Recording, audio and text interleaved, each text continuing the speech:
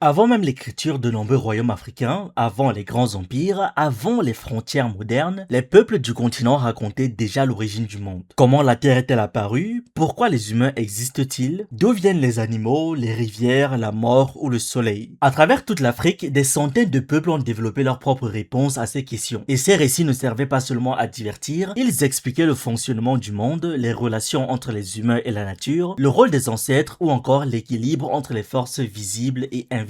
Ce qu'on appelle aujourd'hui les mythes de création. Et le plus fascinant, c'est que malgré l'immense diversité culturelle du continent, certains thèmes reviennent souvent. L'eau, le ciel, l'argile, les ancêtres, les animaux, ou encore l'idée qu'au début, le monde était incomplet. Chez les Yoruba en Afrique de l'Ouest, l'un des récits les plus célèbres raconte que la Terre n'existait pas encore sous sa forme actuelle. Au commencement, il n'y avait qu'un immense monde d'eau sous le royaume céleste. Le dieu suprême, Olodumare, décide alors d'envoyer une divinité appelée Obatala pour créer la terre ferme. Pour accomplir cette mission, Obatala descend du ciel avec une poignée de terre, une poule à 5 doigts et parfois un coquillage sacré selon les versions. Il verse la terre sur l'eau, puis la poule gratte le sol et disperse la terre dans toutes les directions. C'est ainsi que naît le monde. Le premier endroit créé devient Ile-Ife, considéré par les Yoruba comme la ville originelle de l'humanité. Dans certaines versions, Obatala façonne ensuite les humains à partir d'argile avant qu'Olodumare leur donne le souffle de vie. Et ce détail revient dans énormément de cultures africaines. L'être humain créé à partir de terre ou d'argile, comme si les humains étaient littéralement liés au sol qui les nourrit. Chez les Dogons du Mali, les récits deviennent encore plus complexes. Dans leur cosmologie, l'univers est créé par Ama, une entité suprême associée au ciel et à l'ordre cosmique. Ama façonne le monde et crée des êtres spirituels appelés Nomo, souvent associés à l'eau et à la connaissance. Les mythes Dogons parlent d'équilibre cosmique, de désordre, de réorganisation du monde et même de mouvements célestes. Ce qui fascine beaucoup de chercheurs, c'est que les Dogons possédaient des connaissances astronomiques extrêmement développées dans leur tradition orale, notamment autour de l'étoile Sirius. Même si certains débats existent sur l'origine exacte de ces connaissances, leur cosmologie reste l'une des plus célèbres d'Afrique. Chez les Akans du Ghana, le créateur suprême est Nyame, le dieu du ciel. Dans plusieurs de leurs récits, Nyame est lié au soleil et à la lumière, tandis que la Terre possède aussi une dimension spirituelle importante à travers la déesse Azazeia. Et dans certaines traditions, le ciel et la terre étaient autrefois très proches. Les humains pouvaient presque toucher le ciel, mais à cause de leur comportement, cette proximité finit par disparaître et le ciel s'éloigne. Avant de continuer, si tu aimes ce contenu et que tu souhaites en découvrir plus, n'hésite pas à nous rejoindre sur la plateforme d'Iba World. On retrouve cette idée dans plusieurs cultures africaines. Au commencement, les humains étaient plus proches du monde divin qu'aujourd'hui. Chez les Zolos d'Afrique australe, les récits parlent d'Onkulunkulu, souvent considéré comme le premier ancêtre ou le premier être humain. Selon certaines traditions, il émergeait d'un immense roseau avant de donner naissance aux humains et aux animaux. Là encore, la nature joue un rôle fondamental. Les roseaux, les rivières, les arbres ou les montagnes ne sont pas simplement des éléments du décor. Ils participent directement à la création du monde et cela révèle quelque chose d'essentiel dans beaucoup de spiritualités africaines. La nature est sacrée. Elle n'est pas séparée des humains, les rivières peuvent posséder des esprits, les montagnes peuvent être considérées comme des lieux sacrés, les animaux peuvent transmettre des messages spirituels. Dans plusieurs mythes africains, les animaux jouent d'ailleurs un rôle central dans la création. Chez certains peuples d'Afrique centrale, des tortues, des serpents ou des oiseaux participent à l'organisation du monde. Parfois, ce sont eux qui apportent la terre. Parfois, ils enseignent des savoirs aux humains. Le serpent notamment apparaît souvent comme un symbole puissant. Il peut représenter la création, le cycle de la vie, la sagesse ou encore la connexion entre différents mondes. Mais tous les mythes de création ne parlent pas uniquement de naissance. Beaucoup cherchent aussi à expliquer l'apparition de la souffrance ou de la mort. Et là encore, certains récits se ressemblent étonnamment. Dans plusieurs cultures africaines, la mort apparaît à cause d'un message perdu ou mal transmis. Chez certains peuples bantous par exemple, le créateur aurait envoyé un animal annoncer que les humains vivraient éternellement. Mais un autre animal, plus rapide ou plus rusé, transmet un message différent annonçant la mort. Le lézard, le caméléon ou le lièvre apparaissent souvent dans ces histoires. Ces récits cherchent au moins à donner une explication scientifique qu'à répondre à une angoisse humaine universelle, pourquoi les êtres humains meurent-ils? Et ce qui rend les mythes africains particulièrement fascinants, c'est qu'ils ne séparent pas toujours clairement le passé du présent. Dans beaucoup de traditions, la création du monde n'est pas un événement totalement terminé. Les ancêtres, les esprits ou les forces sacrées continuent d'agir dans le monde actuel. Les mythes servent donc aussi à expliquer comment maintenir l'équilibre entre les humains, la nature et les forces invisibles. Et aujourd'hui encore, ces mythes continuent d'influencer les cultures africaines modernes. On les retrouve dans les festivals festivals, les chants, les œuvres d'art, les films, les romans ou les pratiques spirituelles contemporaines. Parce qu'au fond, ces récits racontent bien plus que l'origine du monde. Ils racontent la manière dont les peuples africains voyaient leur place dans l'univers, un univers où les humains ne sont pas seuls, un univers où les ancêtres restent présents, où la nature possède une âme, où les animaux peuvent transmettre des vérités et où le monde visible n'est qu'une partie d'une réalité beaucoup plus vaste. Ces mythes ne sont donc pas simplement des histoires anciennes, ils sont la mémoire spirituelle de centaines de peuples africains. Une mémoire qui a traversé les siècles malgré les guerres, les conversions religieuses, la colonisation et l'oubli, et qui continue encore aujourd'hui à façonner l'identité culturelle de millions de personnes à travers le continent africain et sa diaspora. Merci d'avoir regardé cette vidéo, n'oubliez pas de liker, de partager et de donner votre avis en commentaire. Vous pouvez aussi nous suivre sur nos différentes plateformes Facebook, YouTube, TikTok et surtout sur le réseau social africain d'Iba World, disponible sur Android